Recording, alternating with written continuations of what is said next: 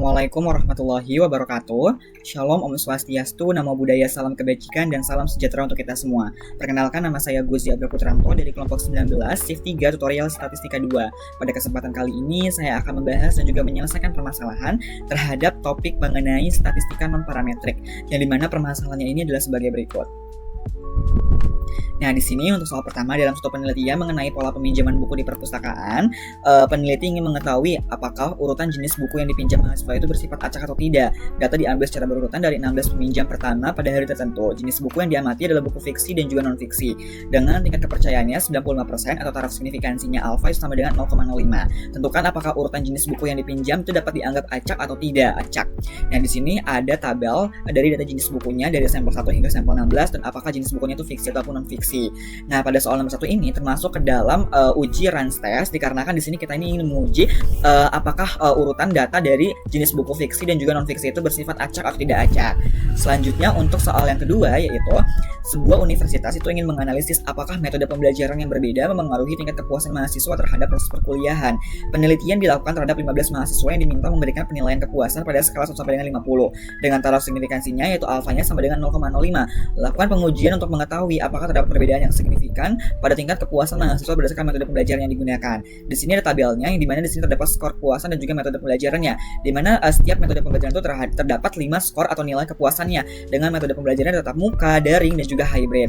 Dan untuk soal kedua ini termasuk ke dalam metode dari tes atau uji mood median, dikarenakan di sini kita ini ingin membandingkan nih dari median skor dari kepuasan pada 3 kelompok independen atau 3 metode pembelajarannya, baik itu tatap muka, daring, ataupun hybrid. Selanjutnya, yang ketiga yaitu suatu penelitian dilakukan untuk mengetahui apakah jenis layanan transportasi itu memengaruhi tingkat kepuasan dari si pelanggannya. Penelitian itu melibatkan 330 responden pengguna, baik itu bus kota, kereta api, dan juga transportasi online. Tingkat kepuasan pelanggan diklasifikasikan menjadi 3 kategori, yaitu puas, cukup puas, dan juga tidak puas. Hasil pengamatan disajikan pada tabel berikut, yaitu ada di bawah di tabel 3. Berdasarkan data tersebut, lakukanlah uji pada tingkat kepercayaan 95% atau taraf signifikansinya atau alfanya itu sama dengan 0,05 untuk mengetahui apakah terdapat perbedaan proporsi tingkat kepuasan pelanggan berdasarkan jenis layanan transportasi. Nah, untuk soal ketiga ini termasuk ke dalam uji Chi-square. Kenapa? Dikarenakan di sini datanya itu berbentuk frekuensi atau kategori, dan juga kita itu ingin mengetahui nih hubungan antara jenis transportasi baik itu bus kota, kereta api, ataupun transportasi online dengan tingkat kepuasannya, baik itu puas, cukup puas, ataupun tidak puas. Selanjutnya yang keempat, sebuah pusat kebugaran ingin mengevaluasi nih perubahan tingkat kebugaran anggota setelah mengikuti program latihan rutin. Tingkat kebugaran itu diukur menggunakan skala dari 1 sampai dengan 10 dengan interpretasi semakin tinggi skornya semakin baik juga kebugaran atau tingkat kebugarannya. Pengukuran dilakukan pada 9 anggota yang sama, yaitu sebelum latihan, setelah 4 minggu pelatihan, dan juga setelah 8 minggu latihan. Dengan taraf signifikansinya yaitu alfanya sama dengan 0,05. Tentukan apakah terdapat perbedaan tingkat kebugaran yang signifikan di antara ketiga waktu pengukuran tersebut. Dan di sini tabel ini itu tabel 4, di sini ada anggotanya 1 sampai dengan 1 dengan 10, dan juga di sini ada dari tingkat kebugarannya baik itu sebelum latihan, setelah 4 minggu pelatihan, dan juga setelah 8 minggu pelatihan. Dimana pada soal keempat ini itu termasuk ke dalam uji Friedman. Kenapa? Karena itu data itu diukur pada anggota yang sama, yaitu sebanyak 10 anggota dengan masing-masing itu dilakukan 3 kali pengukuran, baik itu sebelum latihan, setelah 4 minggu pelatihan, dan juga setelah 8 minggu pelatihan untuk mengukur tingkat kebugarannya. Selanjutnya, pada soal yang kelima, yaitu sebanyak 24 mahasiswa berpartisipasi dalam suatu penelitian mengenai metode pembelajaran untuk meningkatkan nilai ujian. Para mahasiswa dibagi secara acak ke dalam 4 kelompok, yaitu metode diskusi kelompok, pembelajaran daring, pembelajaran tatap muka, dan juga pembelajaran berbasis proyek. Setelah periode pembelajaran itu selesai, peningkatan nilai ujian setiap mahasiswa dicatat dengan taraf signifikansinya sebesar atau alfanya sama dengan 0,05. Uji apakah keempat metode pembelajaran tersebut memiliki tingkat efektivitas yang sama. Di sini tabelnya ada dari metode pembelajaran grup diskusi, ada juga daring, project, dan juga luring, dengan di sini ada nilai ujiannya. Dimana pada soal kelima ini tuh termasuk ke dalam uji dari Kruskal-Wallis. Kenapa? Karena di sini mau membandingkan nih 4 metode atau 4 kelompok independen, yaitu metode pembelajaran baik itu grup diskusi, daring, project, ataupun luring terhadap peningkatan dari nilai ujian pada setiap mahasiswanya.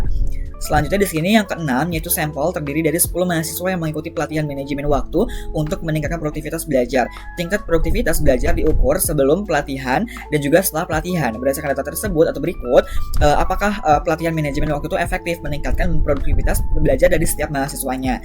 Di sini tabelnya di mana terdapat 10 mahasiswa dengan tingkat produktivitasnya ada dari sebelum pelatihan dan juga setelah pelatihan.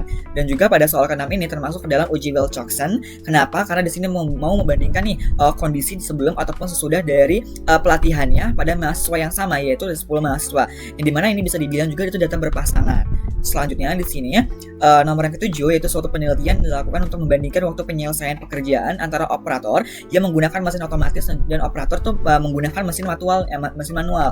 Waktu penyelesaian itu diukur dalam menit, yaitu dengan interpretasi semakin kecil waktunya maka semakin cepat juga nih pekerjaan itu selesai. Dengan taraf signifikansinya atau alfanya sama dengan 5% atau 0,05.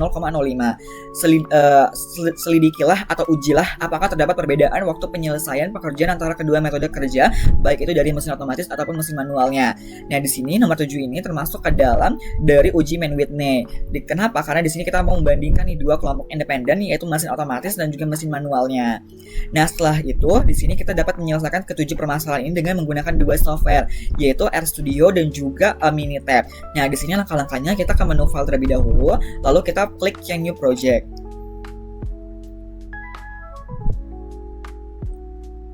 Setelah itu, di sini kita pilih atau klik yang existing directory, lalu kita pilih nih directory mana untuk menyimpan file RStudio yang saat ini kita buat agar aman dan juga tersimpan.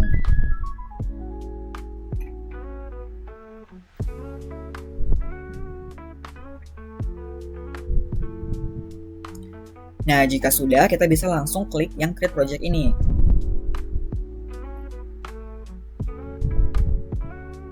Setelah itu, setelah kita mengklik yang new project itu, kita bisa langsung menampilkan dari script-nya.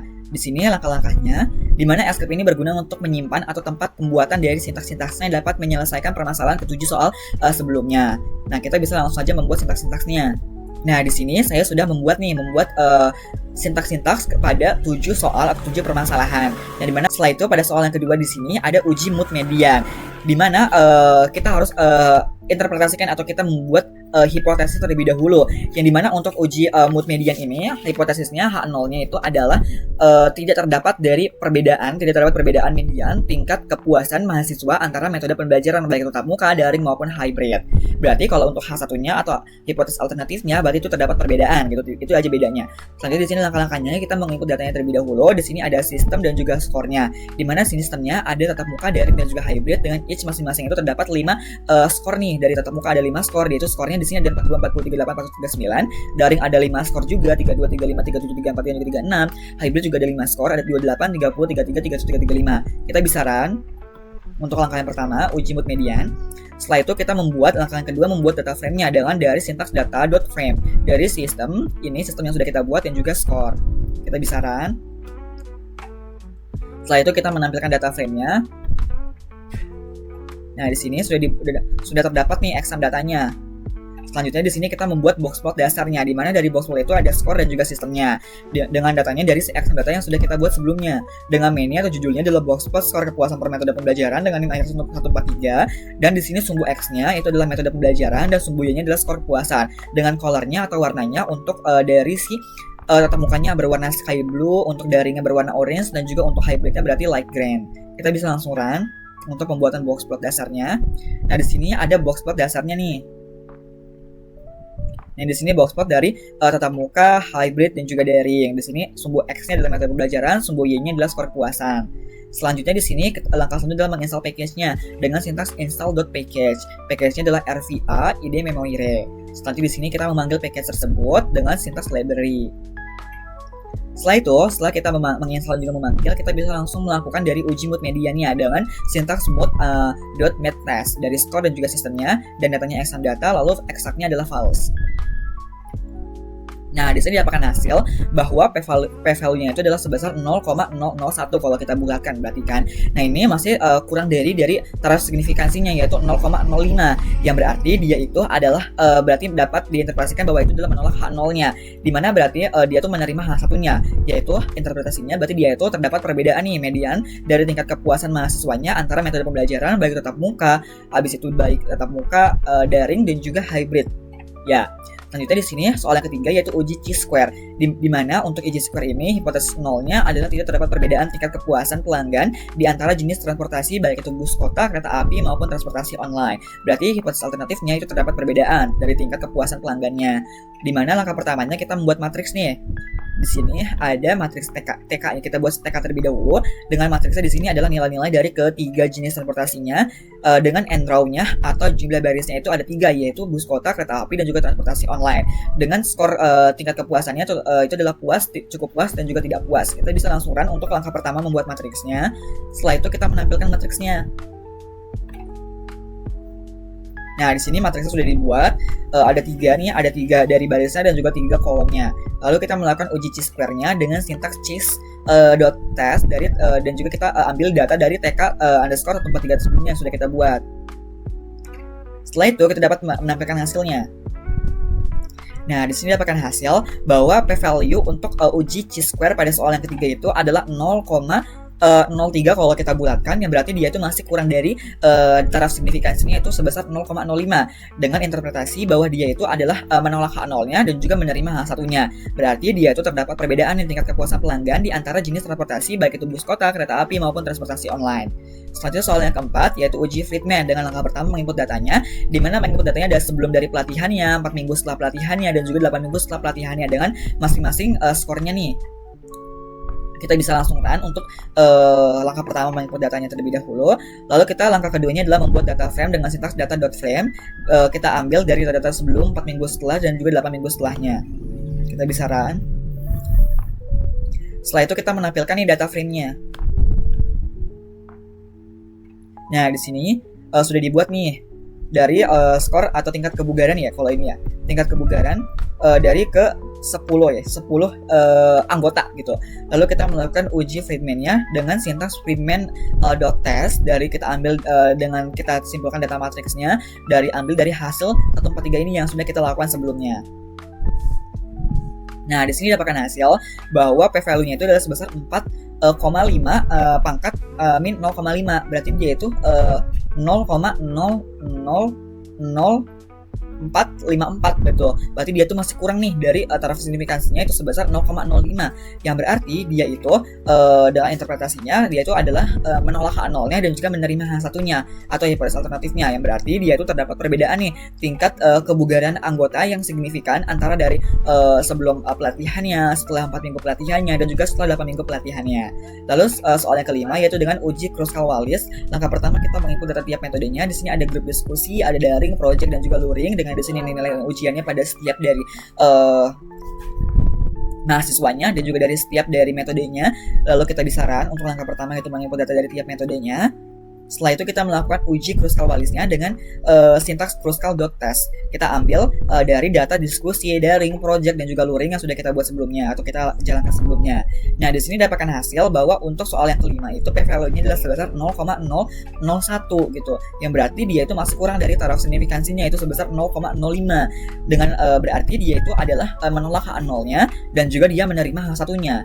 Dengan berarti interpretasinya dia itu terdapat perbedaan nih efektivitas metode pembelajaran antara keempat metode baik itu grup diskusi, daring, project, dan juga luring untuk setiap mahasiswanya. Selanjutnya setelah kita mendapatkan hasil dari software RStudio, kita bisa langsung menggunakan software yang kedua yaitu software Minitab untuk memeriksa apakah hasil yang didapatkan dari software RStudio ini benar-benar akurat atau tidak.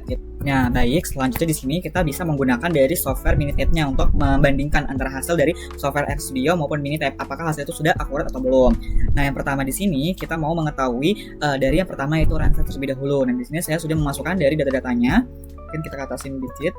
Nah, di sini data sudah dimasukkan dan langsung aja kita ke langkah-langkahnya. Di mana run-test ini kita pilih ke start ini, lalu kita pilih yang non parametrik, lalu kita pilih yang run-test ini.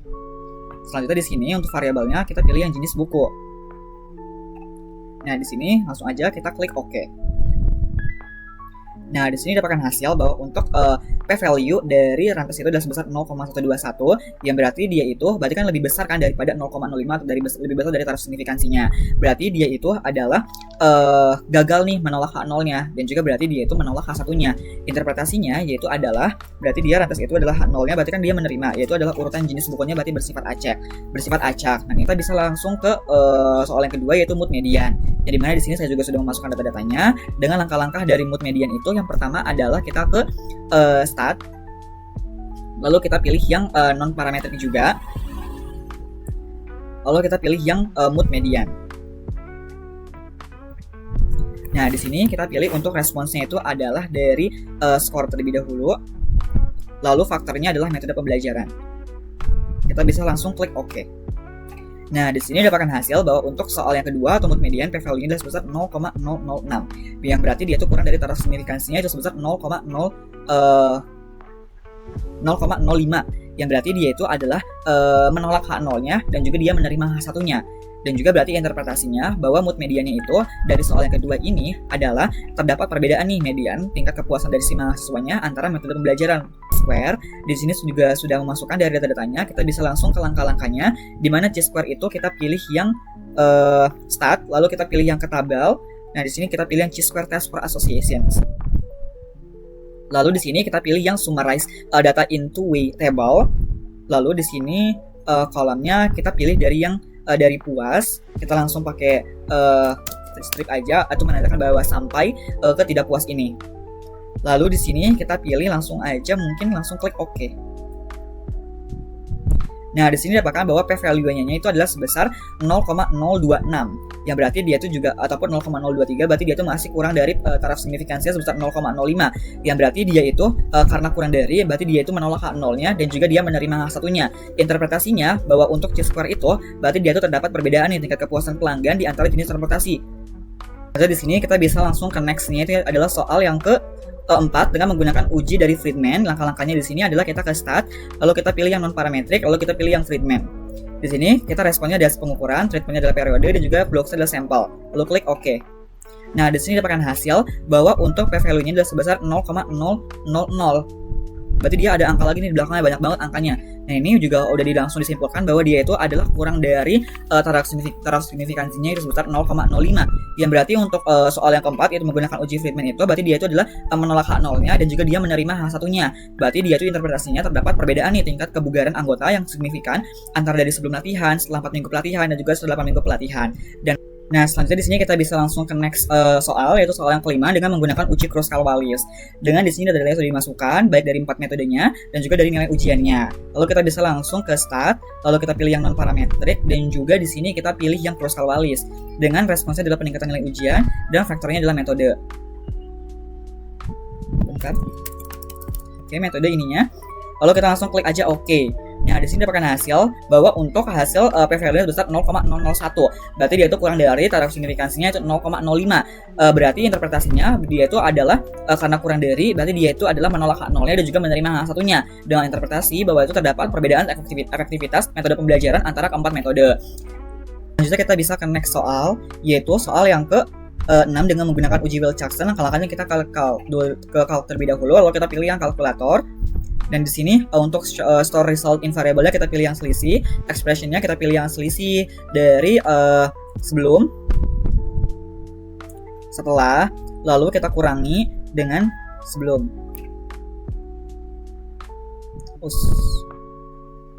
Salah, berarti ini gini aja. Lalu setelah itu kita klik OK. Nah, di sini selisihnya didapat nih. Kita bisa langsung ke start, lalu kita pilih yang non parametrik, lalu kita pilih yang satu sampel Wilcoxon. Dan di sini kita pilih yang selisih.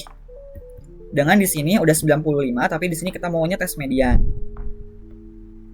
Lalu kita pilih OK.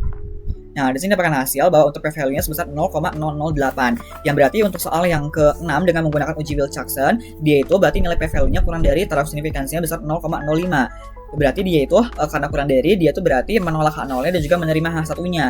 Dengan interpretasi bahwa dia itu pelatihan manajemen waktunya itu berarti efektif nih meningkatkan dari produktivitas belajarnya. Selanjutnya soal selanjutnya terakhir yaitu dengan soal ke-7 dengan menggunakan uji Mann-Whitney. Langkah-langkahnya untuk dari uji Mann-Whitney ini adalah yang pertama kita ke start terlebih dahulu. Lalu kita pilih yang non parametrik, lalu kita pilih yang Mann-Whitney.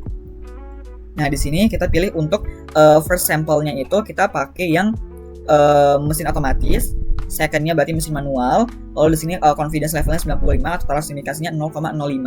Lalu kita bisa langsung aja klik OK. Nah, di sini dapatkan hasil bahwa untuk p-value-nya itu adalah sebesar 0,000, berarti ada lanjutannya lagi. Nah, ini udah bisa simpulkan bahwa dia itu kurang dari taraf signifikansinya sebesar 0,005. Yang berarti dia itu untuk soal yang ke-7 dengan menggunakan Mann-Whitney, dia itu karena kurang dari, berarti dia menolak H0-nya dan juga menerima H1-nya. Dan juga interpretasinya bahwa dia itu terdapat perbedaan nih waktu penyelesaian kerja antara dari menggunakan mesin otomatis dengan menggunakan mesin manual.